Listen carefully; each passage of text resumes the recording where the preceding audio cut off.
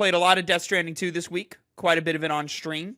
We started streaming on TikTok. Not that that's a big deal. You don't need to run to the TikTok. But if you're scrolling and you find us, hey, we're on TikTok. We also stream on Twitch if you're on TikTok. So I've got two chats pulled up. I will pay about as much attention as I usually do to chat when podcasting because it's podcasting. It's not as chat focused, but I'm here.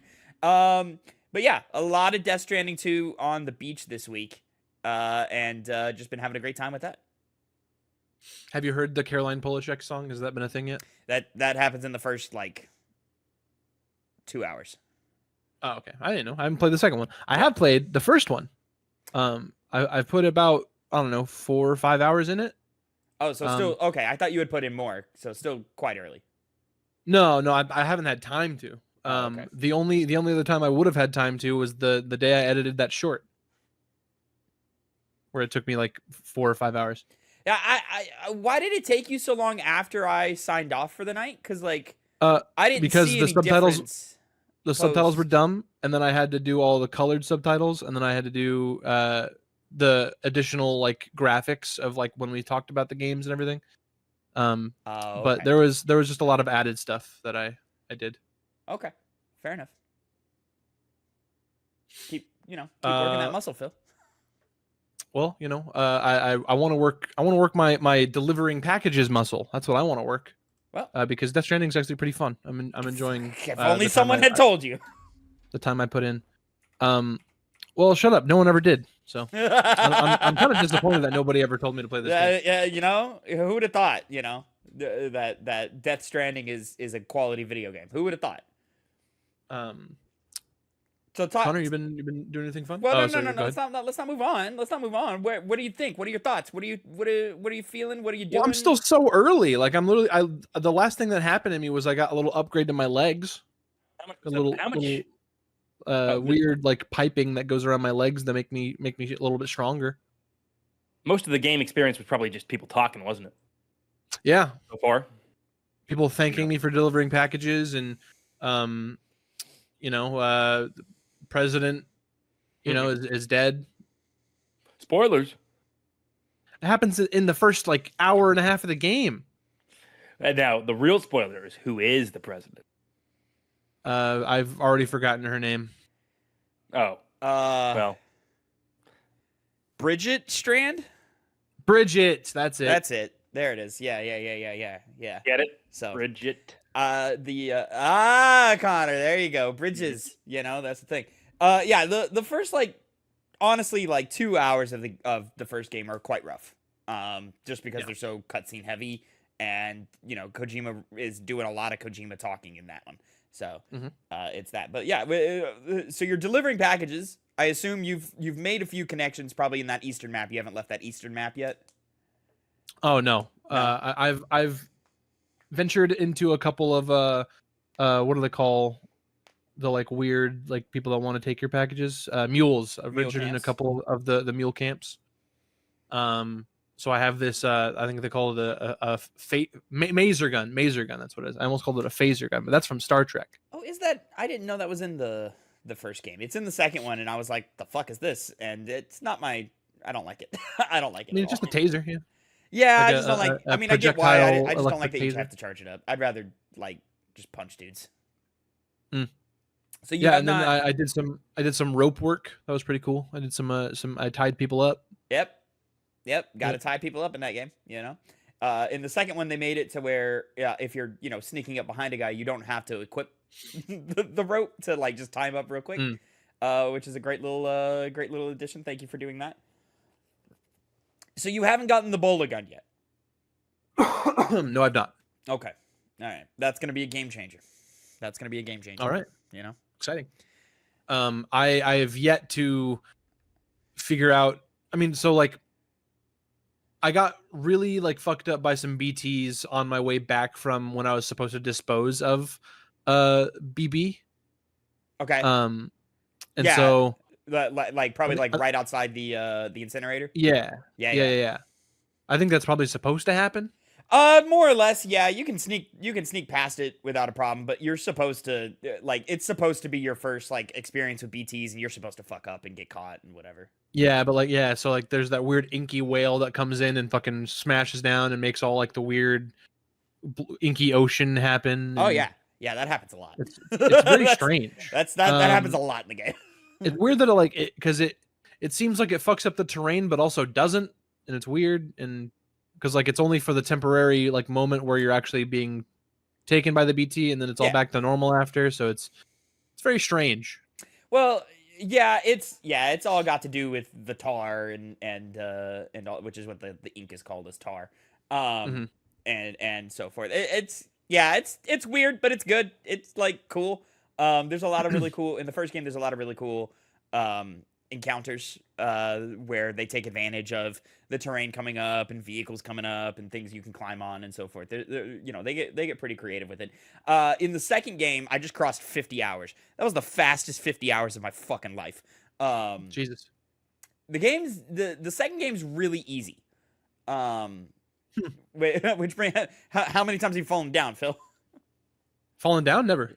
Never. Good for you. Look at you Yeah. being able to follow button prompts. Apparently, a percentage of the internet can't do that. So, Really? yeah, that's why like a lot of the people who were If you're holding heavy packages, literally just keep the triggers just hold pressed. both. Like, Just hold both triggers. It's really not that big of a deal. But yeah, everyone when they were complaining, like all the detractors of the game, were like, "Oh, you're just falling down all the time. It's hard to walk and move and stuff." I'm like, you just if you got a lot on your back, hold both triggers. If you don't, like, when the game tells you to lean left or right, you just lean left or right. It's not that just do that. it's not hard, but apparently people are fucking stupid. I don't know. That's the gameplay of the game. Is like I'm gonna navigate the terrain. I see rocks ahead of me. I'm gonna like avoid those rocks and so I don't trip and fall on my face. Like I guess people are just used to feel just sprinting around all the time.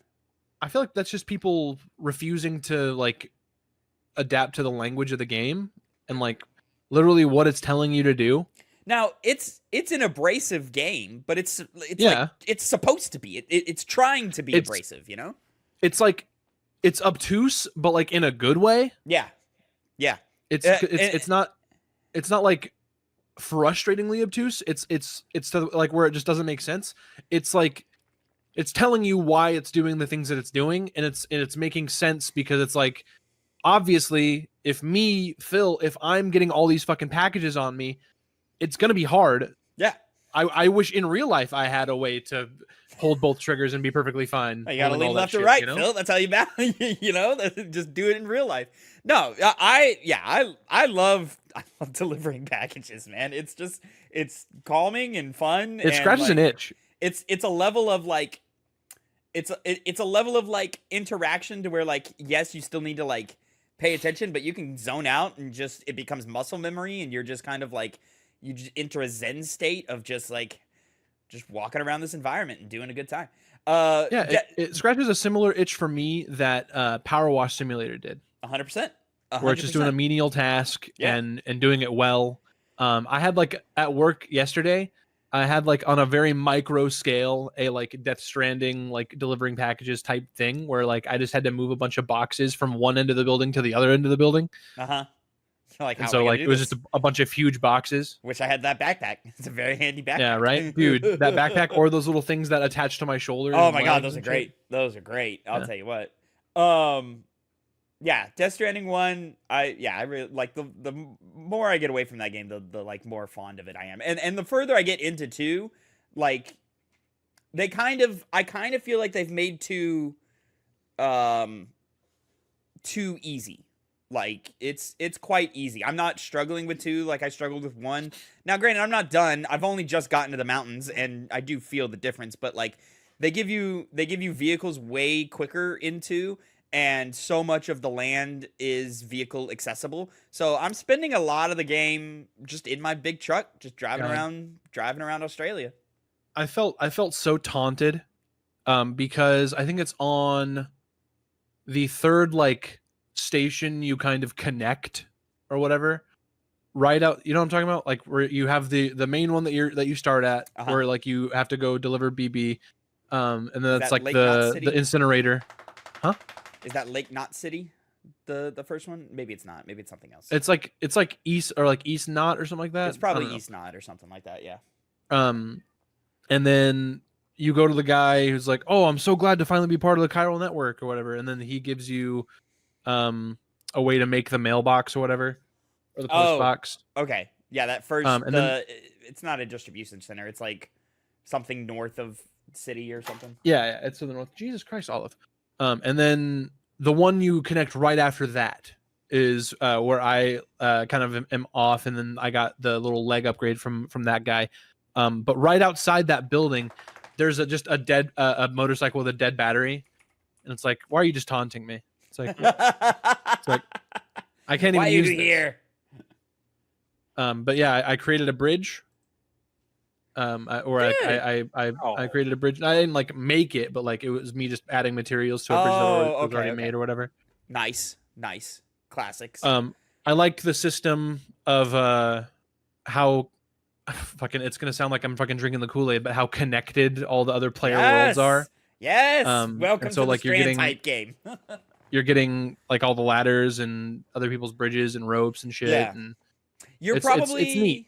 My stuff is probably still there, but you're not gonna see any of it because it's all zip lines now. So you're not gonna see probably any of my shit until you get the zip line, which is way later. And I don't know how that works. Like hours apart. You know how the like function? It's tied to the touchpad. Yes.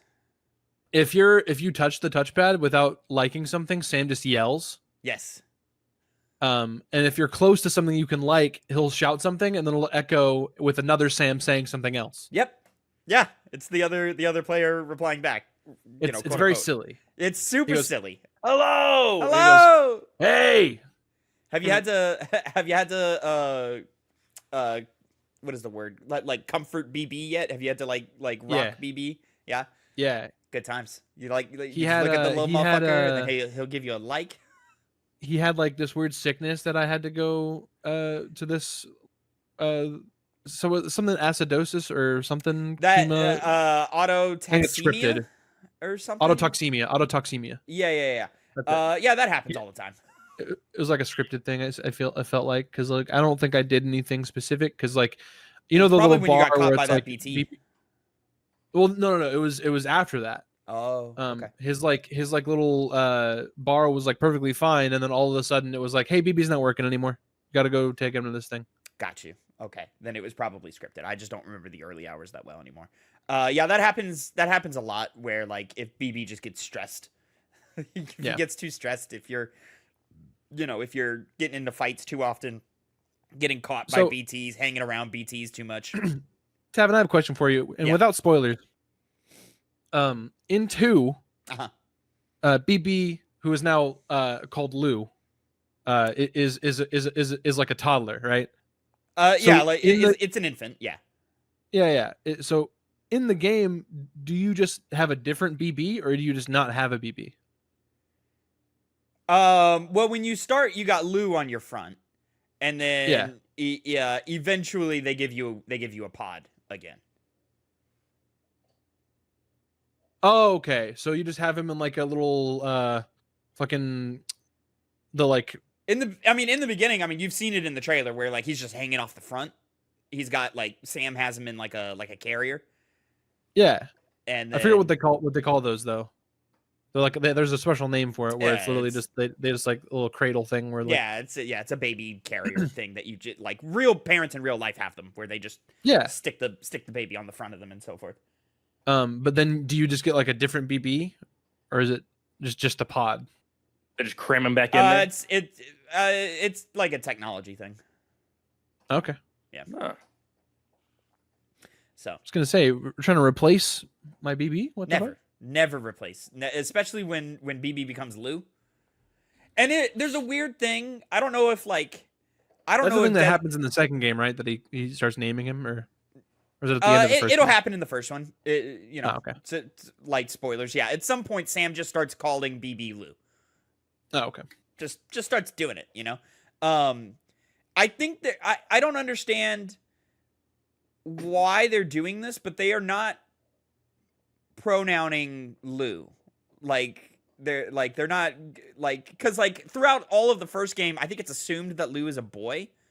And so they call it him, and then at the end of the game, that's That was my revealed to assumption, too. not be the case. Hmm. And then in 2, they just it's just Lou. They just keep saying Lou, and they're like they use their language to like dance around the gender of Lou, and I'm like, this is a weird choice that you're making. Lou is Mads Mikkelsen's son, or kid. It's his BB. Yeah, but like, pretty sure he's his father. That is, I don't know how many flashbacks you've gotten, but I'll go ahead and say it. Yeah. The flashbacks Gotten you're probably getting. like 3 or 4. Yeah, BB is in. So, God, here we go. So BBs are born from. Also, sorry. Still I'm not mothers. trying to. No, yeah, exactly. Right. And so like Benicio del Toro, or not Benicio, Guillermo del Toro was telling me about that Dead Man. You know. Yes. And I was like, man, that's really fucking weird. Okay, Kojima. Yeah, it's But weird. go ahead with what you were saying. It's well, I mean, it makes sense with the world and how the beaches work and the connection to the land of the living and the land of the dead and all this stuff. Anyways, so yeah, the flashbacks are from BB's perspective, and that BB's hanging out next to his, you know, for all intents and purposes, dead mom who's lying there, and then Mads Mikkelsen is coming and visiting his wife and his BB and so forth. So Yeah. So Mads Mikkelsen's. So BB's mom is Mads Mikkelsen's wife. I'm pretty sure, right? yeah. That's my assumption. Yeah. Yeah. So that's his kid is BB. He never said that. Yes. Oh, well, okay. He said that. I can't wait. Well, Just keep playing the game. I'm not trying to like hint at anything. It's just Right, there's no. there's If more. anything, I feel like you're trying to pull the wool over my eyes, and because you're just saying, there's yeah, just sure, you more, can think that. There's just more complications that happen throughout the game. You like, and you literally won't discover those until the final hour, because Death Stranding, both games do this. Shockingly, Death Stranding does. The second game's better at it though. Do the thing that like Kingdom Hearts kind of does, where it's like, here's a bunch of plot in the beginning, and then game, and then plot at the end. And I'm like, oh, okay. So, you know, any questions you have that are like character or narrative focused probably won't be answered until the end of the game. Questions you have on like, how does the world work? What are beaches? What are BTs? They will talk your fucking ear off about that, and by the end of it, you're still going to be like, I don't know. I found out I feel like at some point they mentioned like what BT stands for, but I didn't listen to it. But then I just googled it. It's beached things. Yep. Which, you know, okay. They can't cross over to the beach. I definitely would shorten that to BTs, because beached things sounds stupid as fuck. Stupid as fuck. You know, but I mean, it makes sense because like you cross. Is that why they're whales? Like Kojima just wanted the visual of a whale crashing down on the land. He loves whales, man. He loves whales. I don't know what it is, because even in Phantom Pain, there's like a whale that's on fire that like leaps over you for no reason. It's just there. And so yeah, he just really likes whales, and so like that's a lot of the imagery is beached whales and whales, you know, flopping around and doing stuff and so forth. So It's also like it's so interesting to me, like the mind of Kojima, and like when he makes something, and just how into what he's making he gets, and then just how on board everybody else that's also making it with him gets also. Because if it was me, I feel like I would just have so many fucking questions, and that I just wouldn't be able to like comprehend the answers to. Like if I was talking with Kojima, like when I was making like whatever art, because I feel like he's just so in his own bag, like, and just creating what he thinks is cool. Yep. And then inevitably, like, people just end up buying into it. Yeah. And also thinking that it's cool. Well, I think it's because it's so like like undeniably he's like just really creative and artsy fartsy, especially in Death Stranding. And I think it's just like for Death Stranding specifically, there's a lot of buy-in from the legacy of what Metal Gear Solid did. But I think if there wasn't, I do think he's okay at making rules for his worlds. Like he'll create like a whole system of how things work and the logic behind it, and it all makes sense if you follow the path. And I feel like if that logic wasn't there, if that world building wasn't there, then people would not be into it. Like, it's a lot like, well, I mean, I guess I shouldn't say that, but like, I think of like when Nomura does shit, he can do a bunch of like bullshit to like get to the point that he's trying to get to, and he won't follow his own rules, and he'll retcon shit and like fuck shit up. And I think that makes a lesser quality thing. And I think a lot of people, when they get into that, they go, it's fucking stupid. Who cares? Well, to me, I think that's where with Kojima, he's more, a lot of his stuff, it seems more fleshed out because he has a lot more thought behind it. I think that's kind of like what you were saying. And with Nomura, a lot of it, while still being fucking cool, it's like spectacle for the sake of spectacle. Yeah. And I think Kojima's better at driving his narratives to the spectacle. It takes a long time, hence the cutscenes and the word count and so forth. But he's better at driving to the spectacle with purpose. Right. Okay. So, Connor, sorry, we don't mean to keep you out of this conversation, but you're the only person that has not played Death Stranding now. So, To that degree, indeed. I guess you're still early on it too, right? Yeah. I was like, oh. Okay. He got past the because you incinerated the president, right? Yeah. Connor? No, oh, you asked me. No, I am on the mission. Okay. Well, oh my God. You still have some cutscenes to watch. Jesus Christ! I thought you were done with the cutscenes. You're not done with the cutscenes. I thought I was too. I thought you're not. I don't think I'm even done with the cutscenes. Jeez.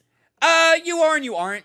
When you get to the end of the map that you're currently on, there's gonna be some cutscenes, but it's gonna be cooler cutscenes. It's gonna be like more like action stuff happening. And then when you get to the next map, you'll be in gameplay land.